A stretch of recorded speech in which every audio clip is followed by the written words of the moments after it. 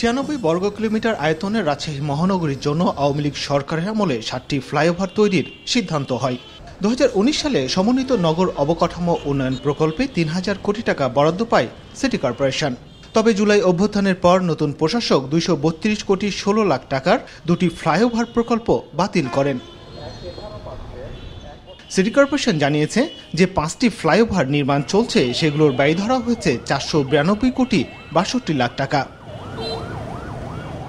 তবে শহরের আগের 3টি ফ্লাইওভার যেখানে ব্যবহৃত হচ্ছে না বললেই চলে, সেখানে নতুন 5টি ফ্লাইওভার নির্মাণের যৌক্তিকতা নিয়ে প্রশ্ন নগরবাসীর। রাজশাহীতে যে কয়টা ফ্লাইওভার হয়েছে সব কয়টাতে রাষ্ট্রের অপচয় হয়েছে এবং আরও যানজট তৈরি করছে। রাজশাহীতে যদি খুব জোর হলে একটা ফ্লাইওভার প্রয়োজন ছিল, রেলগেট। এই ফ্লাইওভার নির্মাণ করার কোনো প্রয়োজন ছিল না। এটাকে রাস্তা প্রশস্ত করলেই অনেক বেশি মানুষের উপকার হতো। প্রকল্প পরিচালক বলছেন, ভবিষ্যতে যানবাহনের চাপ বাড়লে এসব ফ্লাইওভারের সুফল পাওয়া যাবে। 5 বছর 10 বছর পরে হলেও এগুলো ব্যবহার হবে আর কি। বিশেষ করে বন্ধ গেটটা তো ব্যবহার হবেই।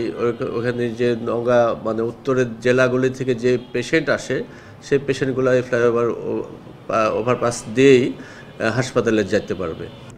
নগর পরিকল্পনাবিদরা বলছেন, এই ধরনের ব্যয়বহুল প্রকল্পের ক্ষেত্রে আর্থিক সম্ভাব্যতা যাচাই করা জরুরি। তবে বাস্তব চিত্র খুব সুখকর নয়। ফ্লাইওভারগুলো বর্তমান প্রেক্ষাপটে ততটা প্রয়োজনীয় ছিল না। সাধারণত কোনো বড় প্রজেক্ট নেওয়ার আগে ফিজিবিলিটি স্টাডি করা হয়।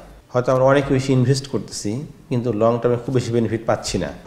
শুধু সরকারি অর্থ বরাদ্দ নয়, উন্নয়ন প্রকল্প জনবান্ধব ও উপযোগী কিনা সেটাও যাচাই করার তাগিদ বিশ্লেষকদের।